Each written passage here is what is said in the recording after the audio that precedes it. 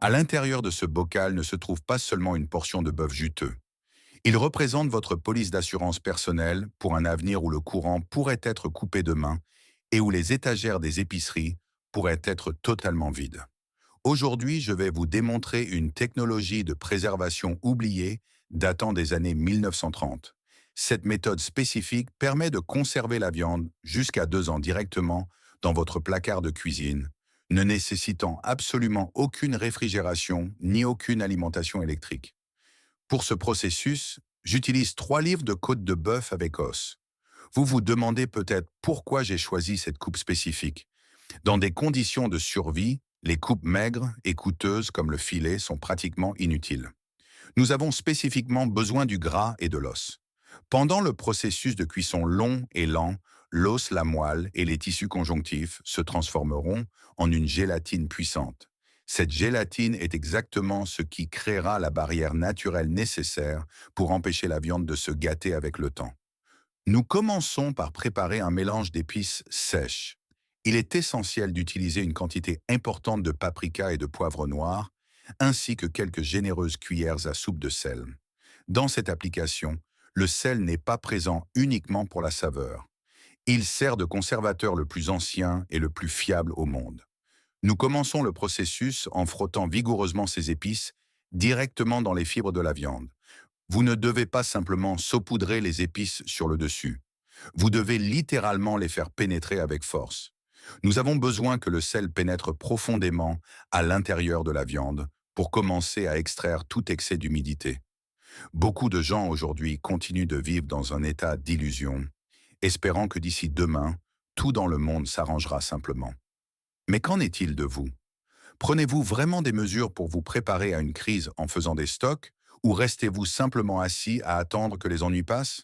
Je veux que vous écriviez honnêtement dans la section des commentaires. Voyons qui est vraiment prêt et qui espère simplement le meilleur.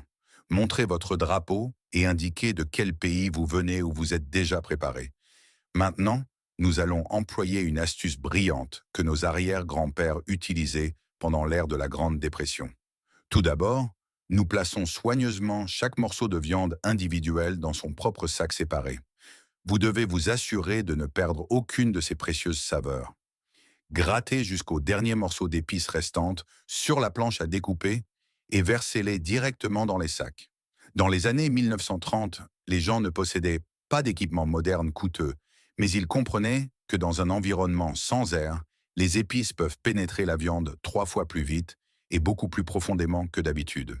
Ils devaient être ingénieux pour s'assurer que leur nourriture dure et ait un goût incroyable. Alors, comment ont-ils réussi à créer un scellage sous vide sans utiliser d'électricité? La méthode est en fait très simple. Une fois que tout a été placé à l'intérieur du sac, nous l'immergeons simplement dans un bol rempli d'eau glacée. La pression naturelle de l'eau force instantanément tout l'air hors du sac, créant un scellage sous vide parfait et gratuit. De plus, la température glaciale de l'eau permet de fermer les pores de la viande, emprisonnant efficacement tous les jus naturels à l'intérieur. Nous attachons les sacs fermement et les laissons reposer au réfrigérateur pendant 2 heures. Pendant que la viande repose, nous prenons une demi-tasse de riz et nous nous assurons de le laver soigneusement sous l'eau glacée. Cette étape est d'une importance critique pour le succès de la recette. Nous devons laver chaque particule de poussière d'amidon sur les grains. Si vous laissez l'amidon sur le riz, il finira par se transformer en une pâte épaisse et collante à l'intérieur du bocal, ce qui ruinera tout le processus de mise en conserve. 2 heures se sont maintenant écoulées et je veux que vous regardiez de très près les résultats. Remarquez comment la couleur de la viande a complètement changé pour devenir d'un rouge profond et riche. La viande a libéré ses jus naturels, qui se sont mélangés au sel et au paprika pour créer une marinade naturelle épaisse. Le sel a déjà commencé son travail de salaison, extrayant l'excès d'humidité et rendant la viande beaucoup plus ferme. Chaque fibre est maintenant parfaitement marinée de l'intérieur vers l'extérieur. Maintenant, nous portons une poêle à une chaleur extrêmement élevée. Nous y jetons un bon et solide morceau de beurre. Il est impératif d'utiliser du beurre pour cette étape. La graisse du beurre ajoutera les calories nécessaires et aidera à augmenter la durée de conservation globale du produit fini. Nous saisissons la viande pendant exactement 1 minute et demie de chaque côté. Notre objectif à ce moment n'est pas de cuire la viande à cœur, mais plutôt de la sceller. Ce processus de saisie crée une croûte qui emprisonnera tous les jus de la viande à l'intérieur de chaque morceau. Nous y jetons également des gousses d'ail entières et des grains de poivre noir pour apporter de l'arôme. Vous devriez entendre un grésillement fort et distinct et voir une belle couleur brun foncé se former immédiatement. Nous versons ensuite de l'eau sur tous ces ingrédients et laissons le mélange mijoter pendant exactement 15 minutes. Ce court processus de mijotage nous fournira un bouillon riche et savoureux qui est absolument essentiel pour conserver la viande à l'intérieur des bocaux.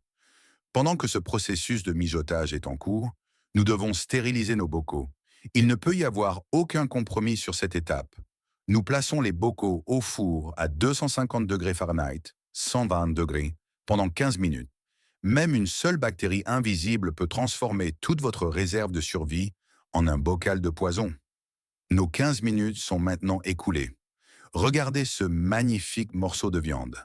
Grâce à l'ajout du paprika et au processus de saisie rapide, il a pris une couleur brun profond et riche. L'arôme qui remplit la cuisine est tout simplement incroyable. La viande est maintenant prête à être mise en bocaux. C'est ici que la partie la plus intéressante commence. L'assemblage correct des ingrédients. Tout au fond du bocal, nous déposons les gousses d'ail et le poivre. Ensuite, nous ajoutons quelques cuillères de notre riz lavé. Pourquoi est-il absolument nécessaire que le riz soit au fond? C'est parce que nous allons maintenant placer la viande directement dessus. Pendant la cuisson au four, la graisse de bœuf et les jus vont fondre et s'écouler vers le bas. Le riz agira comme une éponge, absorbant tout ce délicieux extrait de viande. Si vous mettiez le riz sur le dessus, il sécherait simplement et brûlerait. Nous versons ensuite tout le bouillon qui reste dans la poêle. Ce bouillon est essentiellement de l'or liquide. Il contient toute la graisse fondue, les épices et le collagène de l'os, qui se transformera en une gelée riche en refroidissant.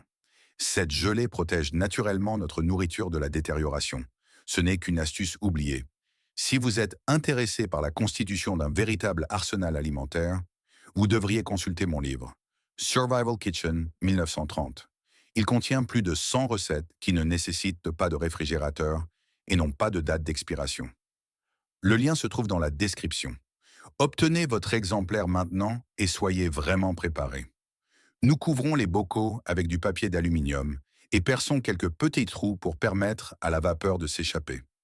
Pourquoi ne pas simplement visser les couvercles métalliques dès maintenant? Ce serait une erreur de débutant. Les couvercles standards sont équipés d'un joint en caoutchouc. Si vous les envoyez au four pendant 4 heures, ce caoutchouc fondrait et se déformerait, provoquant soit l'explosion du bocal, soit l'échec du scellage hermétique. Nous jetterons simplement l'aluminium plus tard. Nous envoyons notre préparation au four à 275 degrés Fahrenheit, 135 degrés moins, pendant exactement 4 heures.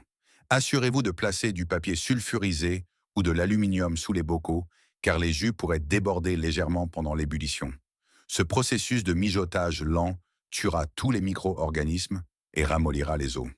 Au fait, si vous appréciez ce que je fais ici, n'hésitez pas à cliquer sur le bouton «J'aime» dès maintenant.